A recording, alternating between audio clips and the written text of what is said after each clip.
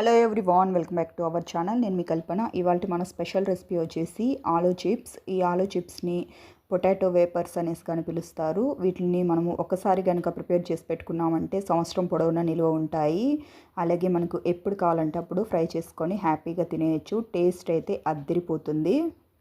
ఇక లేట్ చేయకుండా ఈ చిప్స్ని ఎలా ప్రిపేర్ చేసుకోవాలో చూసేద్దాం. దీనికోసం నేను ఇక్కడ వచ్చేసి 2 కేజీల వరకు బంగాళదుంపలను తీసుకొని చక్కగా వాష్ చేసి తీసుకున్నాను అనమాట. నేను వచ్చేసి ఇక్కడ కాస్త మీడియం సైజులో ఉండే బంగాళదుంపలు తీసుకుంటున్నాను. మీకు చిప్స్ అనేది పెద్దగా కావాలంటే ఎక్కువ పెద్దగా ఉంటాయి కదా ఆ బంగాళదుంపలు, లేదంటే చిన్నగా కావాలంటే చిన్నవైనా తీసుకోవచ్చు.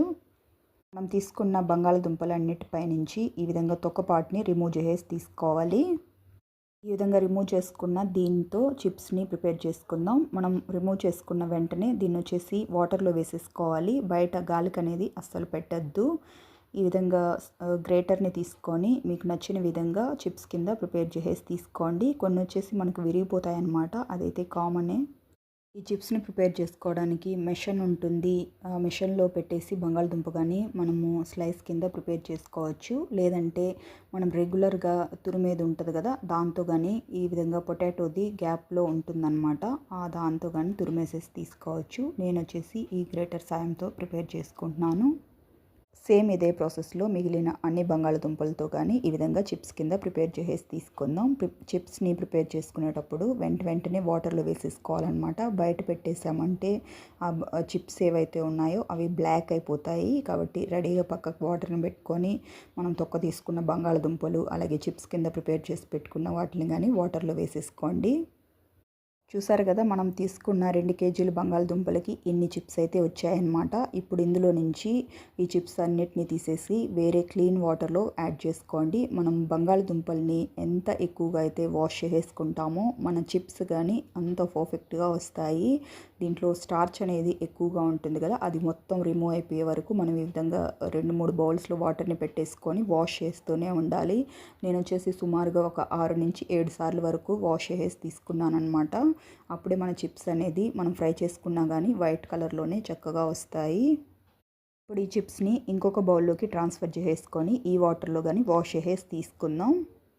నేను ఇందులో కానీ ఒకసారి వాష్ చేసి తీసుకున్నాను అనమాట. వాష్ చేసిన తర్వాత మళ్ళీ చిప్స్లోకి వాటర్ని యాడ్ చేసుకొని దీంట్లోకి నేను సరిపడా సాల్ట్ని యాడ్ చేసి అయితే పెట్టుకుంటున్నాను అనమాట. సాల్ట్ యాడ్ చేసి కానీ మనం పెట్టుకోవడం వల్ల చిప్స్ అనేవి బ్లాక్ కలర్ అవ్వకుండా ఉంటాయి.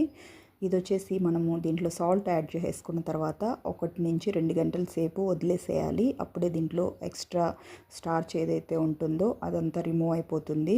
మీరు కావాలంటే నైట్ టైంలో ఈ విధంగా చిప్స్ కింద ప్రిపేర్ చేసేసుకొని వాటర్లో వేసేసి పెట్టుకున్నా కానీ ఆ చిప్స్ అనేది పక్క రోజు మనం మార్నింగే బాయిల్ చేసేసి ఎండబెట్టేసుకోవచ్చు. నేను వచ్చేసి ఇదే ఆఫ్టర్నూన్ టైంలో చేస్తున్నాను అనమాట. కాబట్టి ఒక 2 అవర్స్ పాటు వదిలేసాను. ఒక 2 అవర్స్ తర్వాత చూస్తున్నాను అనమాట. చూసారు కదా వాటర్ కానీ ఎంత క్లియర్గా ఉన్నాయో. బంగాళదుంప చిప్స్ని ప్రిపేర్ చేసుకునేటప్పుడు మీ దగ్గర ఫిట్కరీ ఆయిలం అంటారు కదా, అది ఉంటే దాన్ని వేసుకోండి. దాంతో కానీ చిప్స్ అనేది మంచి వైట్ కలర్లో వస్తాయి. మనం ఇంత క్వాంటిటీలో వేసుకున్నామంటే మనకు కరెక్ట్గా సరిపోతుంది. ఇక్కడ వచ్చేసి నేను ఆల్రెడీ వాటర్ని బాయిలింగ్ పెట్టేసుకున్నాను అనమాట. దాంట్లో ఈ ఫిట్కరీని వేస్తున్నాను. కర్రీ అనేది పెద్ద స్టోన్ లాగా ఉంటుంది. దాంట్లో మనకు ఎంత కావాలో అంత సపరేట్ చేసేసి వేసుకోవాలి. నేను చూపించాను కదా, ఆ చిన్న ముక్క అయితే మనకు కరెక్ట్గా సరిపోతుంది. మరీ ఎక్కువగా కానీ వేసుకోని అవసరం లేదు. మనకు వాటర్ డర్టీగా ఉంటాయి కదా, దాంట్లో కానీ ఫిట్ కర్రీని వేసామంటే మనకు వాటర్ అనేది క్లీన్ అయిపోతాయి. చూసారు కదా వాటర్ బాగా బాయిల్ అవుతూ ఉంది. ఈ స్టేజ్లో ఉన్నప్పుడు మాత్రమే మనము ముందుగా ప్రిపేర్ చేసి పెట్టుకున్న చిప్స్ని వేసుకోవాలి. ఎప్పుడైనా సరే మనం బంగాళదుంప చిప్స్ కానీ లేదంటే వడియాల్ని కానీ ప్రిపేర్ చేసుకునేటప్పుడు వాటర్ అనేది బాగా బాయిలింగ్ అవ్వాలన్నమాట. అప్పుడే మనం వేసుకున్న ఏవైనా సరే చాలా త్వరగా బాయిల్ అవుతాయి. ఇప్పుడు ఇందులోకి రుచికి సరిపడా సాల్ట్ని కానీ యాడ్ చేసుకొని పైకి కిందకి కలుపుతూ చిప్స్ అన్నీ ఈవెన్గా కుక్ అయ్యే వరకు కుక్ చేసుకోండి. చిప్స్ అనేది ఒక 50% వరకు కుక్ అయితే మనకు సరిపోతుందన్నమాట. తర్వాత ఎండబెట్టేసుకుంటాం కాబట్టి కరెక్ట్గా సరిపోతుంది. మరి ఎక్కువగా కానీ బాయిల్ అవ్వనివ్వద్దు, అవి విరిగిపోయే ఛాన్స్ ఉంటాయి ఎండబెట్టుకునేటప్పుడు. కాబట్టి చూసుకుంటూ మధ్య మధ్యలో మిక్స్ చేసుకుంటూ ఉడికించుకోండి. బంగాళదుంపలు ఉడికే కొద్దీ కానీ కాస్త కలర్ అయితే చేంజ్ అవుతాయన్నమాట, మనకు తెలిసిపోతుంది. ఒక ఫోర్క్ని కానీ లేదంటే నైఫ్ని కానీ మీ దగ్గర పెట్టుకొని ఈ విధంగా గుచ్చి చూసుకోండి. ఇది వచ్చేసి ఒక 40% వరకు అయితే అయింది, కానీ ఇంకొక 10% అవ్వాలన్నమాట. ఇంకాసేపు బాయిల్ అవనిద్దాం. ఇవి బాయిల్ అయ్యేటప్పుడు మధ్య మధ్యలో ఈ విధంగా కిందికి పైకి చిన్నగా మిక్స్ చేసుకోండి. అప్పుడు అన్ని వైపులు గానీ ఈ చిప్స్ అన్నీ చక్కగా ఉడుకుతాయి. ఇప్పుడు ఒకసారి మన చిప్స్ ఎంతవరకు కుక్ అయ్యాయో ఒకసారి చెక్ చేసేసి చూసుకుందాం. చూసారు కదా చక్కగా విరుగుతూ ఉంది. ఇది వచ్చేసి కరెక్ట్ కన్సిస్టెన్సీ అనే చెప్పొచ్చు. ఇప్పుడు మనం డ్రైన్ ఆఫ్ చేసేసుకొని ఎండబెట్టుకుంటే సరిపోతుంది. ఇలాంటి ఒక జాలి గిన్నెను పెట్టేసుకొని డ్రైన్ ఆఫ్ చేసేసి తీసుకుందాం. ఈ డ్రైన్ ఆఫ్ చేసుకున్న చిప్స్ని ఇప్పుడు నేను ఎండలో పెట్టేసుకుంటున్నాను అనమాట. ఏదైనా కాటన్ క్లాత్ వేసేసుకొని క్లాత్ పైన వేసుకొని చిప్స్ అన్నీ విడివిడిగా తీసుకొని ఎండబెట్టుకోండి. మనం ఒకవేళ ఒకదానికొకటి అంటుకో ఉంటాయి కదా, అట్లాగే వదిలేసామంటే ఎండిన తర్వాత కానీ అవైతే రావన్నమాట, అట్లాగే ఉండిపోతాయి. కాబట్టి కొంచెం ఓపికతో ఈ విధంగా ఒక్కొక్కటిగా సపరేట్ చేసేసి వేసుకోండి. ముందు రోజు నైటే ఈ చిప్స్ని కట్ చేసి పెట్టుకొని నెక్స్ట్ డే మార్నింగ్ బాయిల్ చేసుకొని ఎండబెట్టుకున్నామంటే మార్నింగ్ పూట ఎండబెడితే ఈవినింగ్ వరకు అయితే మన చిప్స్ అయితే రెడీ అయిపోతాయి. నేను అట్లా కాకుండా మార్నింగ్ కట్ చేసి పెట్టుకొని ఆఫ్టర్నూన్ ఉడకబెట్టి ఎండబెట్టాను అనమాట. కాబట్టి నాకు వచ్చేసి ఒకరోజు ఆఫ్టర్నూన్ నుంచి ఈవినింగ్ వరకు, అలాగే నెక్స్ట్ డే మార్నింగ్ నుంచి ఆఫ్టర్నూన్ వరకు అయితే నేను ఎండబెట్టుకున్నాను. అప్పటి వరకు నా చిప్స్ అనేది పర్ఫెక్ట్గా రెడీ అయిపోయాయి. చూసారు కదా చిప్స్ అన్నీ కానీ చక్కగా ఎండిపోయాయి. ఇలా ఎండబెట్టుకున్న దీన్ని ఒక బౌల్లోకి ట్రాన్స్ఫర్ చేసేసుకుందాం.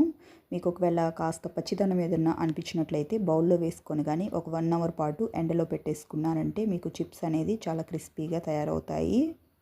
చూసారు కదా మనం తీసుకున్న చిప్స్ పర్ఫెక్ట్గా ఎండిపోయాయి అన్నమాట. ఈ విధంగా చక్కగా విరగాలి. అప్పుడే మనకు ఈ చిప్స్ మనం స్టోర్ చేసుకున్నా సరే ఎక్కువ రోజులు నిల్వ ఉంటాయి.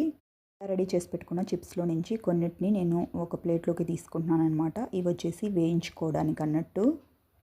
ఇప్పుడు ఈ చిప్స్ని వచ్చేసి మనం డీప్ ఫ్రై చేసేసి తీసుకుందాం. నేను ఆల్రెడీ ఆయిల్ని వచ్చేసి బాయిలింగ్కి పెట్టేసుకున్నాను అనమాట. ఆయిల్ చక్కగా వేడెక్కిపోయింది. ఇప్పుడు దీంట్లో ఒక చిప్స్ని వేసుకొని ఆయిల్ వేడెక్కిందా లేదా చెక్ చేసేసి చూసుకోండి. ఒకవేళ వేడెక్కనట్లయితే ఇంకాసేపు వేడెక్కనివ్వండి. చూసారు కదా ఎంత పర్ఫెక్ట్గా ఫ్రై అయిపోయిందో. ఇప్పుడు దీంట్లోకి కొద్దిగా చిప్స్ని యాడ్ చేసుకుంటూ డీప్ ఫ్రై చేసేసి తీసుకోండి. చిప్స్ కాస్త వైట్ కలర్లో ఉన్నప్పుడే బయటకు తీసేసుకోండి. ఎక్కువసేపు ఫ్రై చేసామంటే మాడిపోతాయి. కలర్ అనేది డార్క్ అయిపోయేసి మనకు చిప్స్ తినేటప్పుడు కానీ చేదు టేస్ట్ అయితే వస్తుంది. ఈ విధంగా వేగితే సరిపోతాయి. ఈ కలర్లో ఉన్నప్పుడు బయటకు తీసేసుకోండి. ఇదే ప్రాసెస్లో ఇంకొన్ని చిప్స్ని కానీ వేసుకొని ఫ్రై చేసేసి తీసుకుందాం. ఈ బంగాళదుంప చిప్స్ అయితే మా పిల్లలకి చాలా అంటే చాలా ఇష్టం అనమాట. ఎప్పుడు ప్రిపేర్ చేసినా సరే ఒక 2-3 రోజుల్లోనే కంప్లీట్ చేసేస్తారు. నేను ఇప్పుడు 2 కేజెస్ చేశాను కదా, నెక్స్ట్ టైం ఎప్పుడైనా ఒక 5 to 10 కేజెస్ వరకు ప్రిపేర్ చేసి పెట్టుకున్నానంటే సంవత్సరం పొడవునా నిల్వ ఉంటాయి. ఇదే ప్రాసెస్లో మీకు ఎన్ని చిప్స్ అయితే కావాలో అన్ని వేసుకొని ఫ్రై చేసేసి తీసుకోండి. అంతే ఫ్రెండ్స్, ఎంతో టేస్టీగా ఉండే ప్లెయిన్ పొటాటో చిప్స్ అయితే రెడీ అయిపోయాయి. మీరు కావాలంటే ఇట్లాగే ఒత్తిగా అయినా తినేయచ్చు. మనం ఆల్రెడీ బాయిల్ చేసుకునేటప్పుడు సాల్ట్ వేసుకున్నాం కాబట్టి ఈ చిప్స్కి అంతా కానీ సాల్ట్ అయితే చక్కగా పట్టేసింది. ఇట్లాగా ప్లెయిన్గా తినడం ఇష్టం లేదు అనుకునే వాళ్ళు దీంట్లో పైనుంచి కొద్దిగా చాట్ మసాలాని స్ప్రింకిల్ చేసుకొని అయినా తినచ్చు. లేదు అనుకుంటే దీనిపై నుంచి కొద్దిగా కారపొడిని చల్లేసుకొనైనా తినచ్చు.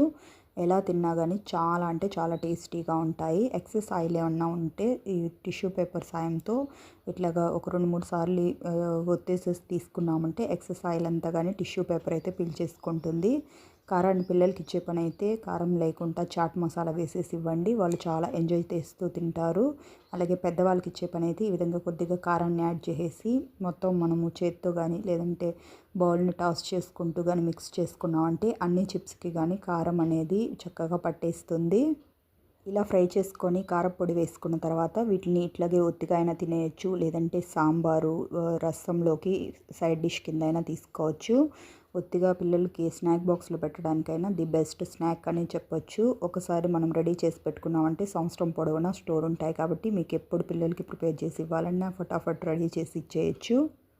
అంతే ఫ్రెండ్స్, ఎంతో కరకరలాడుతూ ఉండే మన పొటాటో చిప్స్ అయితే రెడీ అయిపోయాయి. ఇలా రెడీ చేసి పెట్టుకున్న వీటిని మీరు మీ ఇంట్లో తప్పకుండా ట్రై చేసి మీ ఇంట్లో వాళ్ళకి టేస్ట్ చూపించి చూడండి. ఇంకెప్పుడు బయట దొరికే పొటాటో చిప్స్ జోలికి అస్సలు వెళ్ళరు, అంత టేస్టీగా ఉంటాయి. ఫ్రెండ్స్, మనం టుడే చెప్పుకున్న ఈ వీడియో రెసిపీ అయితే మీకు నచ్చిందని అనుకుంటున్నాను. మీకు కనుక నచ్చినట్లయితే ఒక లైక్ చేసి మీ ఫ్రెండ్స్కి రిలేటివ్స్కి షేర్ చేయండి. అంతేకాకుండా ఇలాంటి మరెన్నో క్విక్ అండ్ హెల్తీ రెసిపీస్ కోసం వెంటనే మన ఛానల్ని సబ్స్క్రైబ్ చేసుకొని పక్కనే ఉన్న బెల్ బటన్ని ప్రెస్ చేసి ఆల్ అనే ఆప్షన్ని సెలెక్ట్ చేసుకోండి. ఇలా చేయడం వల్ల ఇకపై నేను పెట్టే వీడియో నోటిఫికేషన్స్ అని మీ హోమ్ పేజ్లోకి వస్తాయి. Thank you for watching friends. Okay, bye.